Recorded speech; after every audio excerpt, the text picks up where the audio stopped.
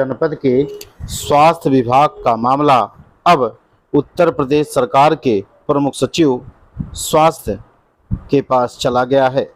सोनगढ़ विधायक विनय वर्मा ने यूपी सरकार के प्रमुख सचिव श्री पार्थ सारथी सिंह शर्मा को पत्र लिख सिद्धार्थनगर मुख्य चिकित्सा अधिकारी के कार्यालय से 5-7 की संख्या में पैसे के लेन देन वाले वायरल वीडियो पर कार्रवाई करने की बात कही है।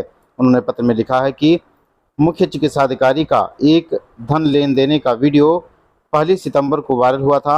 उसके बाद डीएम ने सीडीओ को 7 दिन में जांच कर रिपोर्ट सौंपने के लिए निर्देशित किया। दूसरी तरफ डिप्टी सीएमओ व नोडल अधिकारी स्थापना ने सीएमओ पर धन उगाही का भी आरोप लगाया है, जो कि सभी समाचार पत्रों व न्यूज चैनलों पर प्रमुखता से प्रसारित हो रहा है। स्वास्थ्य विभाग के इन अधिकारियों के क्रियाकलापों ने मुख्यमंत्री सहित हम सभी जनप्रतिनिधियों के सम्मान को ठेस पहुंचाने का काम किया है। पुलिस इस मामले में अपना काम कर रही है।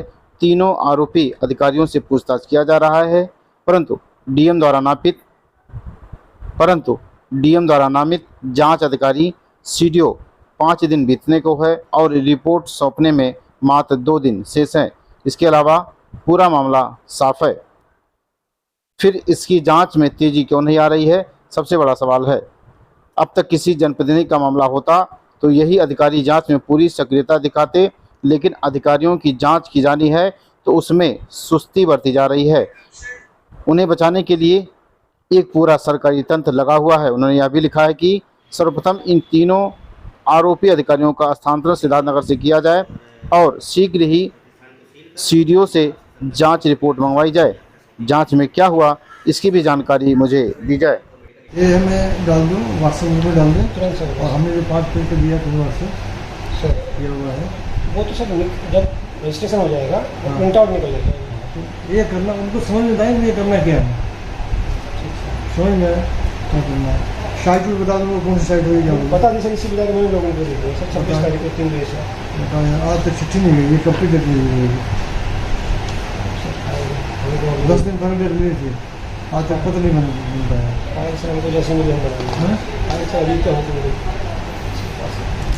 सर 2 मिनट हमारी पूरी बात सुन लीजिए, फिर जैसा कहेंगे सर हम बंद कर देंगे, आज के बाद नहीं आएंगे। हम अपनी जो सच्चाई है सर मैं आपको बता दे रहा हूँ। मैं सर जब ऑनलाइन अवध का कराया था तो नोडल सर ने हमसे यही कहा कि 1 लाख रुपये आप सीएमओ साहब को दे दीजिए। हमने कहा ठीक है। मैं 1 लाख रुपये ला के सर उस दिन दे दिया। उसके बाद ने कहा कि मैं बात कर ली हूँ, 50,000 रुपये और ला के दे दीजिए, आप जाइए चलाइए। फिर मैं सर 50,000 रुपये और ला के दे दिया हूँ। मैंने आपसे क्या कहा था? उस दिन जब सर आप बुलाए हमको चैम्बर में जी सर, मैं सर डॉक्टर को लेकर आया था। नाम मैंने चेंज करवाया था जी सर। तो जो हमसे कहा वो भूल गए। 1.5 दे दीजिए, उसी में सब हो जाएगा। 1 हम दे दिए थे, 40 हम लाए हैं।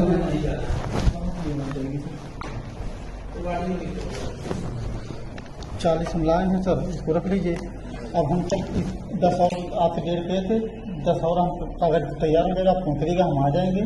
10 देके सर हम चले जाएंगे। अब इससे ज़्यादा हम व्यवस्था नहीं कर पाएंगे। ये भी हम कर्ज भी करा रहे हैं, सर को पता है कि हम कितनी बुरी स्थिति में जी रहे हैं।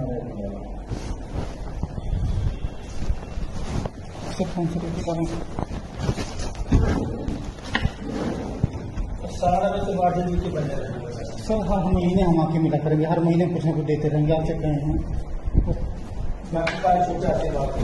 पैर तो हम कर जिंदगी भर छूते रहेंगे जब तक सर चाहे जहाँ रहेंगे आप और सर।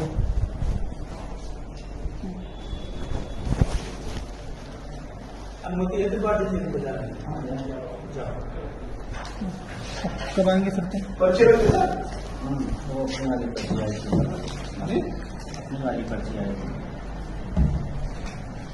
गाड़ी अपनी, तेल अपना, सीएमओ साहब की गाड़ी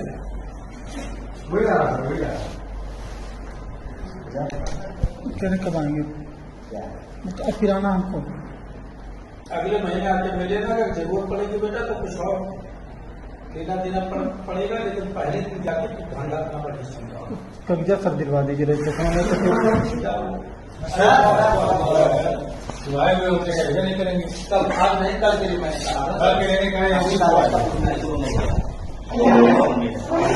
अगले हफ्ते से उम्मीद है।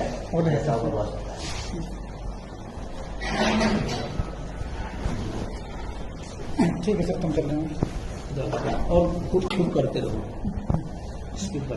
कब से सर दिलवा दीजिए, हम उस बार का 10 दिन 15 दिन ये सब समय लग जाएगा, ठीक है। उनको समझ रहे हो कि क्या कलाकारी है। जी जी बहुत जल्दबाजी करने मतलब खाली ग्राफ हमारा बढ़ता चला जाएगा, ठीक है। जी शांति होकर कोई वहाँ जाएगा नहीं, जाने वाले यही है, जी जाएंगे नहीं, किसी का औकात नहीं है, ठीक है।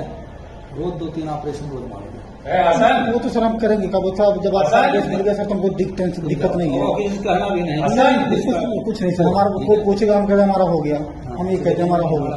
ना करते ना कौन कहा उसने तुम जाओ। हाँ बस ये है कि सर थोड़ा सा एकदम निडर होकर हाँ बिल्कुल, लेकिन सर बस किसी की जान से खिलवाड़ नहीं सर इसकी शिकायत नहीं मिलेगी सर। अगर ये मिल गई बेटा तो फिर आप शिकायत इसकी नहीं मिलेगी सर। तो जाओ बाकी मस्त होते जाओ। सर कर दीजिए, जो भी गलती हुई सर हम माफ़ी मांग रहे हैं आपसे। हम बाहर पकड़ के सर अपना लड़का समझ कर सर कर दीजिए। माफी मैं आपसे मांगता हूँ सर, माफी मैं आपसे मांगता हूँ। आपने मुझे रंडी समझ लिया। नहीं सर, रंडी हो गया सर के सोच कर ही नाम लिखा था सर। रंडी हो गया, पैसा दे जो 400 करोगे। मैं सर का हाथ जोड़ कर पूछिए, मैं कभी चर्चा नहीं की हूँ पैसे का, कि पैसे की कोई दिक्कत नहीं हमारे पास। बस वही हमारी जो बात हुई थी उसे करेंगे। ये नहीं सर इनका दूसरा वही कहना है कि अगर नहीं हो पा रहा है ये अपनी असमर्थ आप समझिए। बता रहे हैं, हाँ, तो आप आपसे समझिए। कह देता है सर जैसा आपसे मैं बात कर लूँगा सर, हैं? बात कर लूँगा। आप समझिए, वो बात हम लोग इनसे नहीं करेंगे। जी जी सर, ठीक सर। सर माफ़ कर दीजिए, बस अपना लड़का समझ कर सर माफ़ कर दीजिए।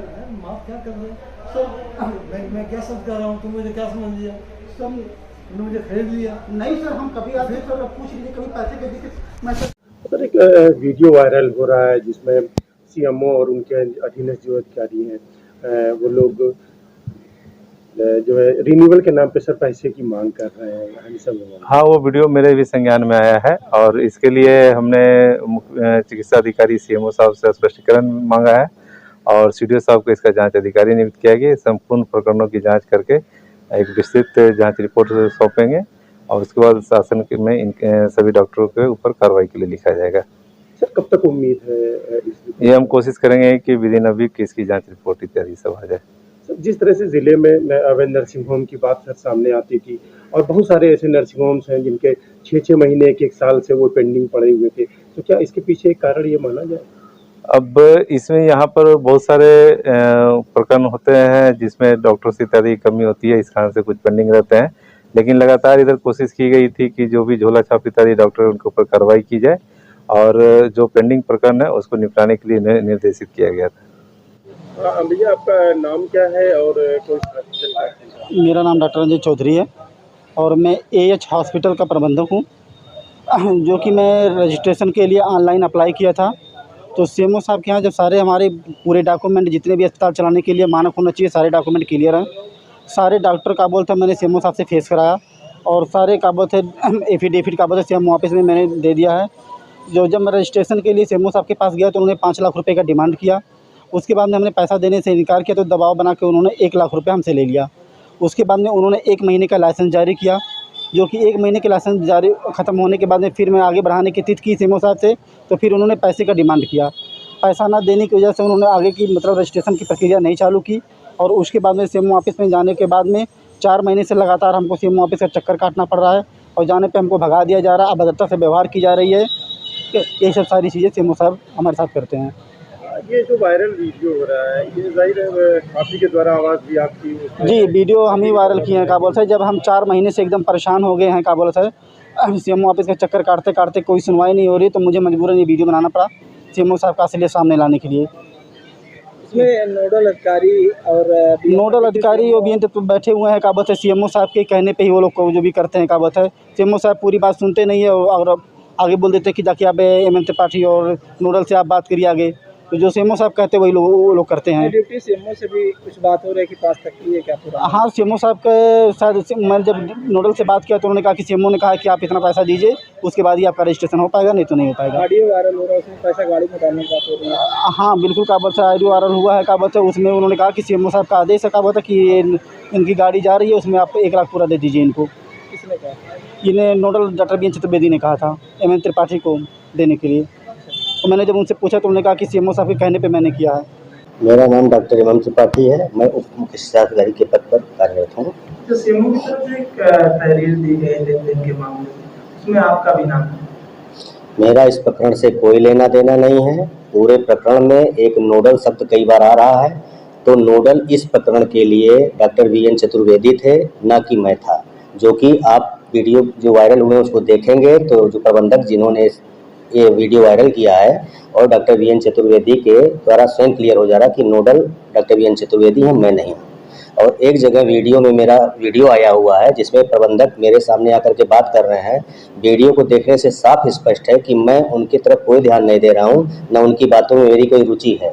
मैं अपने कार्य में मगन था और उनके द्वारा जब कुछ लेन देन संबंधी किया गया तो मैंने कहा जाइए, उधर जा करके जो लेना देना दीजिए। सीएम ने पहले में भी कहा है कि जो भी मामला हो हमारे सिग्नल का नहीं है, कमरा नंबर 4 का है जो आप लोगों को प्लाट हो जहाँ पर बैठे। वो वीडियो जो वायरल हुआ आप लोगों के पास भी है, जहाँ पर मुख्य चिकित्सा अधिकारी महोदय, प्रबंधक, उस संस्थान का प्रबंधक और डॉक्टर वीएन चतुर्वेदी बैठे हुए हैं। पूरी बातचीत सबके सामने है।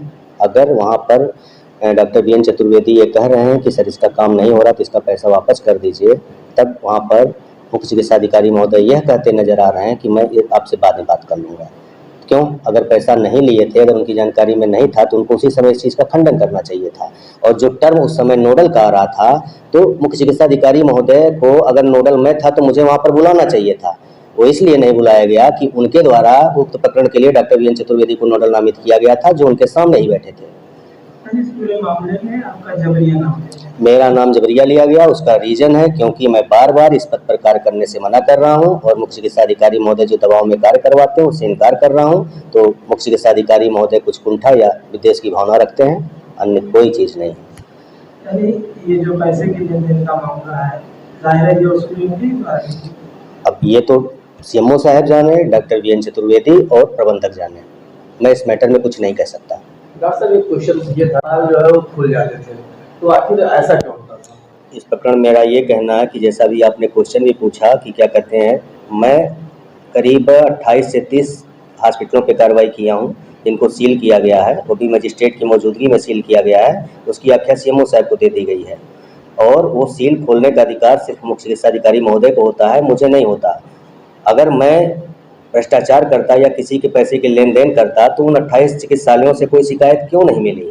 उसी चिकित्सालय की शिकायत क्यों हो रही है जहां तो न तो मैंने सील किया है न मैंने कोई कार्रवाई की है? जैसे आपने बताया आपकी तरफ से कई अस्पतालों पर कार्रवाई की गई, कार्रवाई के बाद कई लोगों ने सरकारी सील को तोड़कर जब ये अस्पताल चला। अब इसके बारे में आपको मुख्य चिकित्सा अधिकारी महोदय ही बता सकते हैं कि जो चिकित्सालय सील किए गए थे मानक विहीन होने के कारण या कमियां होने के कारण, उनको क्यों, कैसे और किस दबाव में खोल दिया गया। अगर माननीय मुख्य चिकित्सा अधिकारी महोदय इसमें आदेश नहीं दिए थे तो उसकी जानकारी होने पर पुनः सील करके उक्त चिकित्सालयों के खिलाफ FIR क्यों नहीं दर्ज कराते। और एक प्रकरण मैं आसान से आपके सामने रखता हूँ। अभी कुछ दिनों पहले एक विद्या हॉस्पिटल का प्रकरण चला था जहाँ पर एक शिकायत आई थी कि एक बच्चे की मौत हो गई है, जिसके लिए मुख्य चिकित्सा अधिकारी महोदय ने डॉक्टर निहालुद्दीन अपर मुख्य चिकित्सा अधिकारी और मुझे और डॉक्टर सुबोध जो कि अधीक्षक सामुदायिक स्वास्थ्य केंद्र बर्डपुर हैं की संयुक्त रूप से एक जांच कमेटी बनाई थी। जांच कमेटी ने अपनी रिपोर्ट दी थी 12 अप्रैल 2023 को, जिसमें उक्त चिकित्सा साफ ये अपनी आख्या दी गई थी कि उक्त चिकित्सालय को सील करते हुए इनके खिलाफ सुसंगत धाराओं में FIR दर्ज करके इनका रजिस्ट्रेशन कैंसिल करने की आवश्यकता है। उस चिकित्सालय के खिलाफ क्यों कोई कार्रवाई नहीं की गई? कार्रवाई तब की जाती है जब माननीय उप मुख्यमंत्री महोदय द्वारा ट्वीट करके का आदेश दिया जाता है सीएमओ साहब को कि इनके खिलाफ FIR दर्ज हो।